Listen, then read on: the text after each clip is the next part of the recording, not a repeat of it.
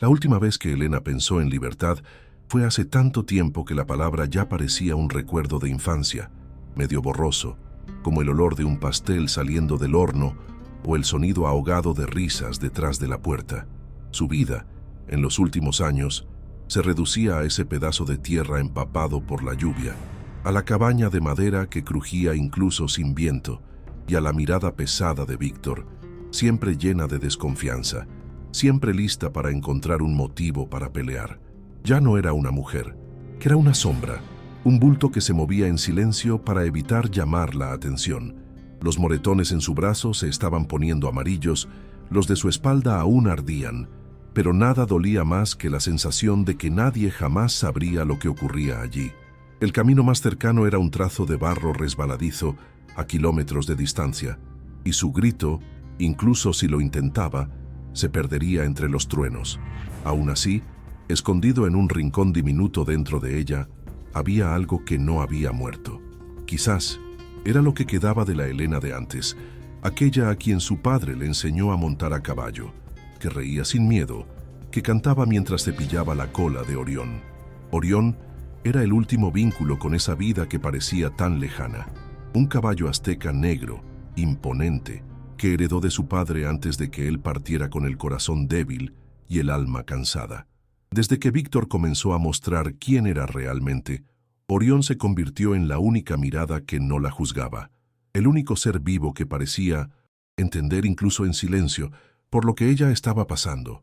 Lo observaba desde lejos, quieto en el establo, pero con una presencia que Elena sentía incluso a través de las tablas de la pared. Y por más débil que estuviera, mental y físicamente, aún lograba reunir fuerzas para cuidarlo, limpiarle los cascos, cambiarle el agua, cepillar su crin. Era en esos momentos cuando sentía, aunque fuera por segundos, que aún era humana. Pero esa noche, mientras las nubes se desgarraban con relámpagos y el ruido de la lluvia hacía que el bosque pareciera vivo, todo estaba a punto de cambiar. La tensión en el aire era distinta. Ni Orión, ni Elena, ni el propio Víctor sabían que estaban a punto de cruzar una línea de la que no habría vuelta atrás. Esa noche, Víctor llegó más tarde de lo habitual. El sonido de los cascos de su burro golpeando el barro del sendero ya anunciaba lo que vendría. Elena sintió el estómago revolver antes incluso de escuchar la puerta golpear.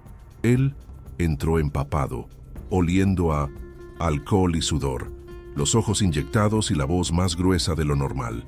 Tiró el sombrero en un rincón y comenzó a gritar, acusándola de haber tocado sus cosas, de haber escondido un papel que él mismo probablemente había perdido.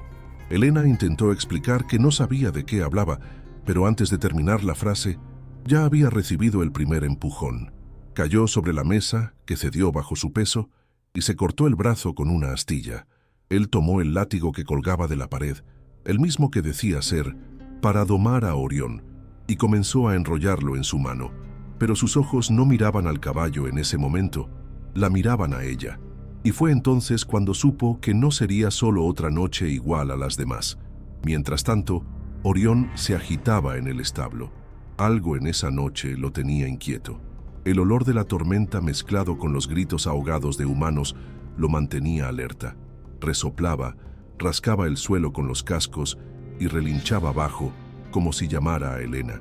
El viento soplaba fuerte, doblando las copas de los árboles, y la lluvia golpeaba el techo con violencia. Dentro de la cabaña, Víctor gritaba más fuerte que nunca. Sus insultos venían acompañados de golpes que Elena intentaba esquivar, pero su cuerpo ya no respondía con la misma velocidad. Estaba exhausta, hambrienta, herida, y ahí, tirada en el piso de tierra, sintió algo diferente. No era esperanza, era rabia. Por primera vez en mucho tiempo, no lloró. Solo lo miró con una mezcla de odio y desprecio que hizo que Víctor se detuviera. Por un segundo, solo un segundo, pero fue suficiente para que Orión actuara. El sonido de la madera del establo rompiéndose se mezcló con el trueno que estalló en el cielo en ese instante. Orión derribó la puerta con el pecho, en un impulso feroz que nadie habría esperado de un caballo siempre tranquilo. Sus ojos estaban desorbitados, los músculos tensos. Trotó hacia la cabaña instintivamente, como si supiera exactamente dónde estaba Elena. Víctor, sorprendido por el estruendo, soltó el látigo y salió por la puerta, gritándole al animal que retrocediera. Pero Orión no retrocedió. Se detuvo a unos metros, mirando al agresor con una firmeza casi humana. Elena, aún lastimada, se arrastró hasta el umbral. La escena frente a ella parecía un delirio. Víctor gritó una vez más. Amenazó con las manos, pero Orión se lanzó en un movimiento seco, empujándolo con el pecho y haciéndolo caer en el barro. Elena no esperó a pensar. No tenía un plan. Solo se levantó, sangrando, mojada, y corrió hacia el caballo. Subió a Orión como quien se aferra a una última oportunidad de vida. Sin silla, descalza, con las rodillas temblando y las manos arañadas, se agarró de su crin como pudo. Orión giró en dirección opuesta a la cabaña y salió disparado por el sendero de barro, llevando a Elena consigo en medio de la tormenta. El ruido de la lluvia parecía haber desaparecido, el frío de la noche ya no importaba, y las ramas arañando su piel eran casi invisibles ante la sensación de estar, por primera vez, en años, alejándose de ese lugar. Detrás Víctor gritaba su nombre, pero su voz se perdía en la distancia. Elena no sabía a dónde iba. Solo sabía que no podía volver. Cada paso de Orión en el barro era una ruptura con el pasado. Y aunque no entendía lo que vendría después, sentía que, por primera vez, era ella quien tenía el control. El bosque parecía vivo esa noche. El sonido de las hojas siendo desgarradas por el viento, el barro resbaladizo bajo los cascos de Orión, el trueno retumbando como si los cielos estuvieran en guerra. Elena apretaba las rodillas contra el cuerpo del caballo, temblando, con los ojos llenos de agua. No se sabía si era por la lluvia o por el alivio desesperado. Las manos le dolían, la ropa se pegaba a su cuerpo ensangrentado y su rostro ardía donde las ramas le habían cortado la piel. Aún así, no soltaba, no se atrevía. Cada segundo era prestado y en el fondo aún temía que Víctor apareciera entre los árboles con el látigo en mano, gritando su nombre. Pero Orión corría como si supiera. Esquivaba piedras, hoyos, troncos caídos. No era solo huida, era dirección. Elena no tenía idea de dónde estaban, pero confiaba en él más que en cualquier ser humano que hubiera conocido.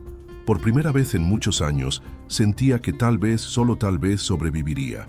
Pasó casi una hora de esa cabalgata frenética antes de que Orión comenzara a disminuir la velocidad.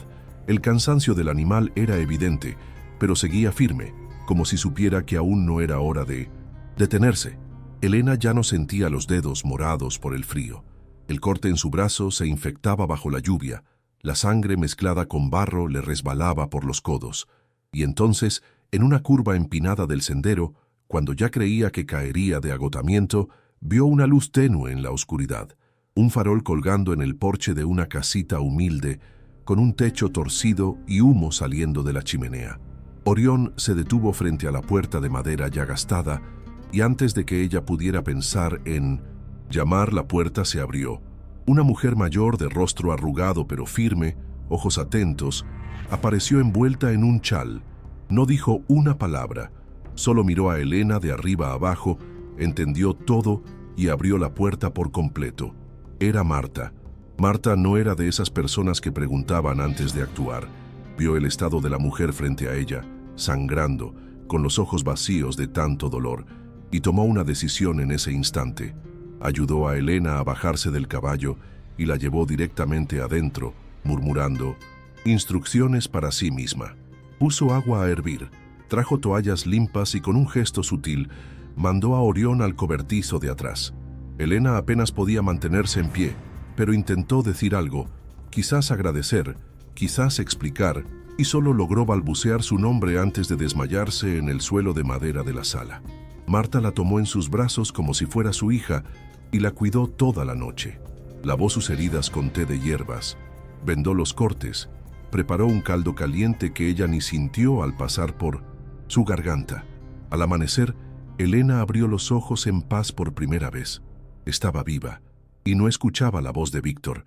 Marta ya había vivido mucho. En sus ojos se veía que conocía el dolor, el miedo, la huida. No preguntó detalles el primer día, solo habló despacio. con un suave acento campesino, y le dijo a Elena que podía quedarse allí todo el tiempo que necesitara, que nadie subiría por ese sendero sin que ella lo supiera, y que si un hombre aparecía buscando a una mujer con un caballo negro, ella sabría exactamente qué hacer. Elena lloró por primera vez desde que había huido. Lloró con todo el cuerpo. Las manos le temblaban, la garganta le dolía, pero era como si ese llanto le quitara un peso de años. Marta solo le sostuvo la mano y se quedó allí, en silencio, como quien entiende que a veces eso es lo que salva a una persona. Una mano firme, una casa iluminada, un silencio que acoge. El tiempo parecía pasar diferente en la casa de Marta.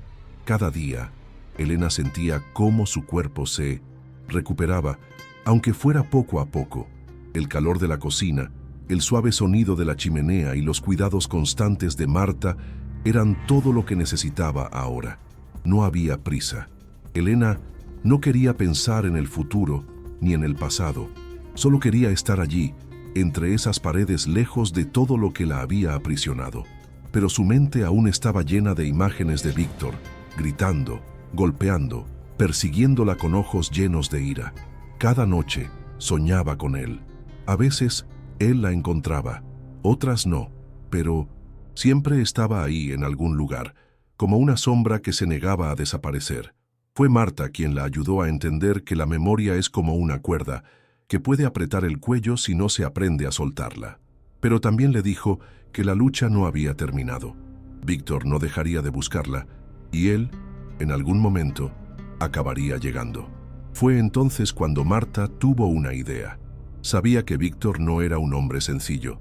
Sabía que tenía contactos en los pueblos cercanos, que sus ojos y oídos estaban por todas partes. No sería seguro esconder a Elena indefinidamente. Tenía que irse de verdad, sin dejar rastro. Marta fue inteligente. Usó su conocimiento de la zona y trazó un plan para engañar a Víctor.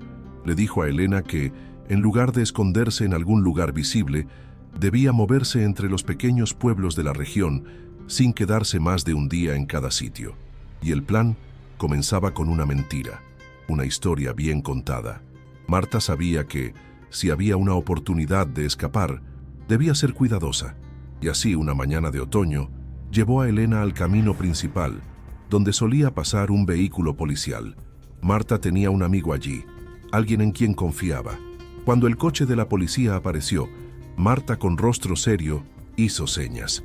El policía se detuvo y, sin muchos detalles, ella le dijo que había oído algo sobre un hombre, borracho y peligroso, que buscaba a una mujer desaparecida. Sabía que Víctor frecuentaba esos senderos y que su ira podía llevarlo a cualquier parte. Marta no reveló su nombre, pero supo exactamente qué decir. Mencionó el látigo de cuero, que Víctor usaba como una extensión de su violencia, y contó que lo habían visto con él en la mano, completamente alterado, manejando un auto. El policía, con mirada desconfiada, no preguntó mucho. Sabía que no podía ignorar a un posible agresor suelto. Marta, con la calma de quien ha enfrentado muchas batallas, ayudó a tender la trampa. El plan estaba en marcha. Ese mismo día, mientras Elena se escondía en 1900 un pequeño granero bajo un montón de paja, Víctor fue detenido en un retén en el camino. Estaba visiblemente ebrio, con el látigo en el asiento del copiloto, manchado de sangre. Intentó discutir, dijo que iba en busca de la mujer que le pertenecía, pero no convenció a nadie. El policía ya conocía el historial de Víctor y su reputación en la zona. El arresto fue rápido, sin resistencia. Cuando lo esposaron y lo metieron en el coche policial, no hubo palabras. Víctor solo miró hacia atrás, hacia el lugar donde su esposa había desaparecido, y por un momento, Elena supo que él no entendería lo que había pasado. Nunca lo entendería. El arresto de Víctor no fue el final de todo, pero fue el comienzo de un nuevo capítulo para Elena. Cuando supo, aún acostada bajo las cobijas cálidas de la casa de Marta, que Víctor estaba tras las rejas, algo dentro de ella cedió. No fue un alivio inmediato, sino la sensación de que finalmente podía respirar. El miedo, aunque aún presente, ya no dominaba su mente. Podía mirar por la ventana y ver los árboles moviéndose con el viento, sin pensar que en cualquier momento alguien vendría a derribar la puerta. Podía, por primera vez, tener un futuro. Quizás no sería perfecto, quizás aún habría cicatrices, pero en ese instante supo que el dolor ya no era el centro de su vida. Estaba viva, libre, y la libertad, por simple que fuera, parecía la mayor conquista que alguien podía alcanzar. Marta, como siempre, supo qué hacer. No prometió que todo se resolvería de inmediato. No dijo que las heridas de Elena sanarían de la noche a la mañana, pero con una mirada comprensiva la guió durante los meses siguientes, ayudándola a reconstruirse. Elena comenzó a ayudar con las tareas de la casa. Lavaba la ropa, cocinaba, cuidaba el jardín, pequeñas cosas pero que tenían un peso enorme para alguien que por tanto tiempo no había podido cuidar ni de sí misma. Orión, ahora más tranquilo y contento al lado de Marta, era su apoyo constante. El caballo fiel y sereno parecía sentir también la paz que Elena comenzaba a experimentar. Ya no era una mujer rota por el dolor, se reconstruía piedra por piedra con el tiempo. Con los meses, Elena entendió la verdadera dimensión de lo ocurrido. Sabía que la lucha no había sido solo contra Víctor, sino contra algo más grande, el sistema que permitía que hombres como él vivieran sin consecuencias, el silencio de la gente a su alrededor, la vergüenza y el miedo que atrapaban a mujeres en situaciones como la suya. Con el apoyo de Marta, comenzó a ayudar a otras mujeres que pasaban por lo mismo. Algunas llegaban a su casa con un hilo de esperanza, buscando protección y orientación. Elena se convirtió, sin quererlo, en una voz para aquellas que aún estaban atrapadas. No tenía todas las respuestas, pero su ejemplo era más poderoso que cualquier discurso. Sabía que lo que había vivido podía ser una sentencia de muerte para muchas, pero también sabía que la supervivencia era posible. Ella era la prueba viva. Fue en ese proceso de sanar y ayudar que Elena se redescubrió. La mujer que una vez fue sumisa y derrotada por la violencia, ahora se transformaba en defensora de la libertad y la fuerza.